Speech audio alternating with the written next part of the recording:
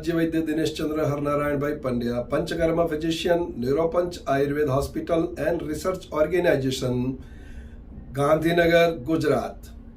आप जो मेरे बगल में बैठे हैं श्री राकेश भाई अरविंद भाई पटेल, एज 34, ऑक्यूपेशन शिक्षक टीचर है। आपको आईटीपी हुआ था और ये डायग्नोसिस हुआ 3 मार्च 2019 को। वो टाइम में आपको पैरालिसिस भी हुआ, आपने चिकित्सा करवाई और आप बाप्स हॉस्पिटल में दाखिल हुए। उनमें आपको दोनों की चिकित्सा की गई, आईटीपी की भी और पैरालिसिस की। दोनों में अच्छी रिकवरी आई और आपने वो टाइम पे आपको डिस्चार्ज किया गया। उसके बाद आईटीपी की ट्रीटमेंट चलती रही। पैरालिसिस में तो बहुत बढ़िया परिणाम था, तो उसके लिए डॉक्टर साहब ने जो भी रेकमेंड किया वो कंटिन्यूस दिया गया। वो कंटिन्यूस कंसल्टेशन करवाते रहें और परिणाम बढ़िया रहा। आईटीपी में वो हेमेटोलॉजिस्ट को मिले और वो टाइम पे भी आपको अच्छे परिणाम देखने मिले।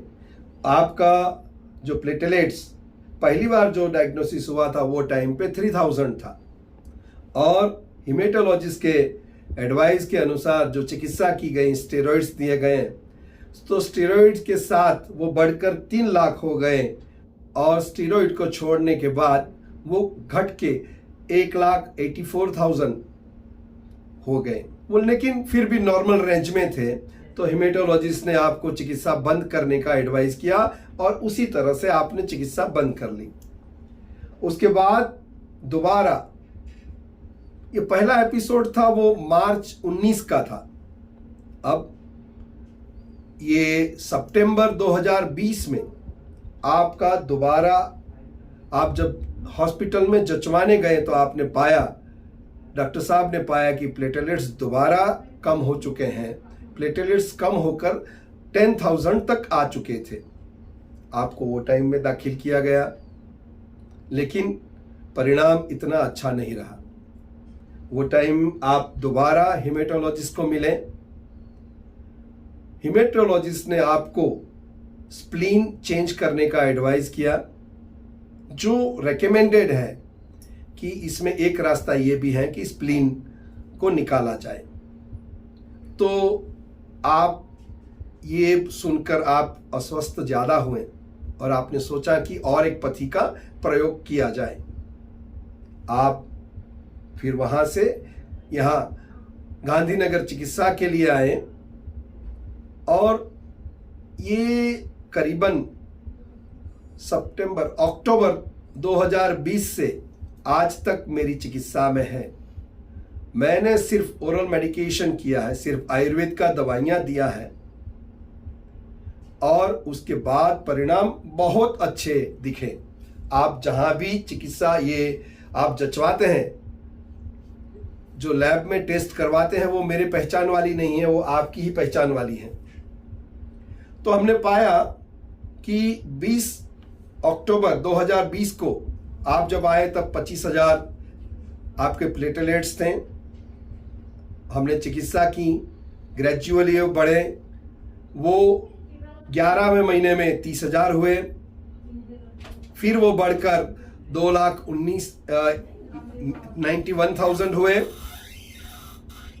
फिर दोबारा गिरावट आई, वो कम होकर 10,000 हो गए। फिर हमने जो ट्रीटमेंट है उसमें कुछ बदलाव किया और हमने देखा कि फरवरी 2021 में दोबारा प्लेटलेट्स बढ़ के 2,35,000 हुए, मार्च में 2,19,000 हुए, अप्रैल में 2,45,000 हुए और हाल ही में 12 मई 2021 को जब आपने जचवाया तो प्लेटलेट्स बढ़ के 2,07,000 हुए हैं।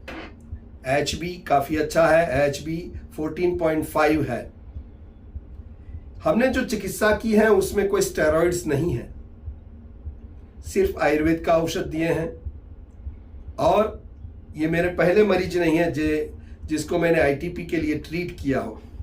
आज तक हमने जितने भी मरीज को ट्रीट किए, ईश्वर की कृपा से परिणाम बहुत अच्छे हुए। इसी प्रकार से राकेश जी में भी परिणाम बहुत अच्छे हुए।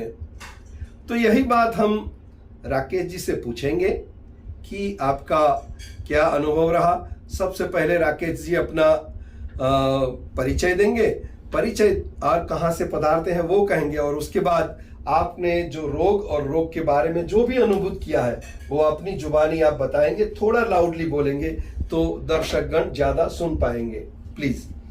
नमस्कार, मैं राकेश पटेल अंकलेश्वर से आता हूँ। मैं टीचर की जॉब कर रहा हूँ। मुझे 3 मार्च 2019 में आईटीपी हुआ था, तो वो प्लेटलेट 3000 थे और मुझे पैरालिसिस हो गए थे। तो उसकी वजह से मैं बीएपीएस हॉस्पिटल सूरत में एडमिट हुआ था। तो वहाँ से अच्छा परिणाम हुआ और मैं वहाँ से अच्छा होके 3 महीने में बेडलेस हो गया था। बाद में मेरा हेमेटोलॉजिस्ट के पास मेरी जो ट्रीटमेंट थी वो चल रही थी। वो मुझे 24 mg स्टेरॉइड देते थे। फिर मेरे प्लेटलेट्स ज़्यादा अच्छे हो गए, 3 लाख के आसपास हुए। तो उन्होंने फिर बोला कि अब आपको आने की ज़रूरत नहीं है, आप नॉर्मल की ज़िंदगी जी सकते हो। फिर मुझे सितंबर में फिर से मैं रूटीन चेकअप के लिए गया, तो मेरा प्लेटलेट 10,000 थी। तो फिर मुझे बीएपीएस हॉस्पिटल में एडमिट करना पड़ा और वहाँ भी मुझे स्टेरॉइड दिए गए। और फिर मेरे हेमेटोलॉजिस्ट को बुलाया गया, उन्होंने मेरी ट्रीटमेंट की। तो ट्रीटमेंट करते जो स्टेरॉइड था उनसे प्लेटलेट बढ़ते तो थे लेकिन दोबारा घट जाते थे। तो फिर उन्होंने डेक्सोना नाम की टेबलेट दी, तो वो मुझे जची नहीं। फिर उन्होंने 3500 का इंजेक्शन आता है, वो 5 इंजेक्शन मुझे पेट में लगवाए। वो इंजेक्शन लगवाए, फिर भी वो जो दवाइयाँ हैं वो मुझे लग नहीं रही थी। तो फिर हेमेटोलॉजिस्ट ने मुझे लास्ट में ऐसा बोला कि एक रितुक से करके 40,000 का इंजेक्शन है वो डालना पड़ेगा, या फिर आपका जो स्प्लीन है वो निकालना पड़ेगा। तो फिर हम टेंशन में आ गए, घर में सब चिंता कर रहे थे। तो फिर हमने नेट के माध्यम से रिसर्च किया, तो उसमें आयुर्वेदिक में सर का नंबर मिला। मैंने न्यूरो पंच हॉस्पिटल का कांटेक्ट किया, संपर्क किया। फिर यहाँ अपॉइंटमेंट लेके आए। तो मैं 20 को जब यहाँ पे आया तब मेरा 25,000 प्लेटलेट था। और इसके बाद सर ने मुझे थोड़ी सी परहेज दी, और जो भी मुझे दवाइयाँ थी सब आयुर्वेदिक दवाई थी, वो दवाइयाँ मैंने ली और उनके बताए मुताबिक मैंने सब फॉलोअप किया। और इसके बाद मेरा धीरे धीरे रिकवर आने लगा। मेरा शरीर भी जो थोड़ा कमज़ोर था उसमें भी थोड़ी ताकत आई, और अब मैं खूब अच्छा महसूस कर रहा हूँ। मेरा जो प्लेटलेट है वो एकदम नॉर्मल है, 2 लाख से ऊपर है। और अब मैं एकदम नॉर्मल की जिंदगी जी रहा हूँ और निश्चिंत होके जी रहा हूँ, और इसके लिए धन्यवाद सर। राकेश जी, ये जो वीडियो है वो जनहित में लोगों को ये रोग के बारे में जानकारी मिले, इसके लिए हम नेट पे रखना चाहते हैं, तो क्या आपकी अनुमति है? जी सर, अनुमति। अच्छा, ये रोग के बारे में मैं थोड़ा हाईलाइट करूंगा। आईटीपी, इडियोपैथिक थ्रोम्बोसाइटोपेनिक पुरपुरा, ये रोग है। ये अक्सर ये रोग कठिनतम है। मॉडर्न में स्टेरॉइड्स हैं या तो स्प्लीन निकालना, ये एक ट्रीटमेंट है, और फिर भी परिणाम इतने अच्छे नहीं हैं। ये रोग में मैं अक्सर ही मैं समझता हूँ कि इसमें जो भी स्टेरॉइड्स दिए जाते हैं वो तो प्रूवन है कि वो कहीं ना कहीं कोई अंग को डैमेज करते हैं। तो रोग तो रहता ही है, साथ में ये जो स्टेरॉइड की जो डिसएडवांटेज हैं वो सामने आ जाते हैं। तो इस तरह से मरीज काफ़ी त्रस्त हो जाता है। तो ऐसे मरीजों में ये जो परिणाम मिला है वो परिणाम मेरा नहीं है, वो आयुर्वेद का है। ये वीडियो बनाने का तात्पर्य भी ये है कि आईटीपी होने के बाद ज़्यादातर मरीज मन से टूट जाते हैं, डिप्रेस्ड हो जाते हैं। राकेश जी पे जब मेरे पास आए काफ़ी डिप्रेस थे, काफ़ी मन से टूट चुके थे कि अब क्या होगा, क्या मैं सही हो पाऊंगा, नहीं हो पाऊंगा। तो ऐसे मरीजों के लिए ये एक संदेश था कि और है कि यदि आयुर्वेद की चिकित्सा की जाए तो मेरे हिसाब से आपको इतना निराश होने की जरूरत नहीं पड़ेगी। इतना ही कहते हुए मैं अपने वाणी को विराम देता हूँ। धन्यवाद।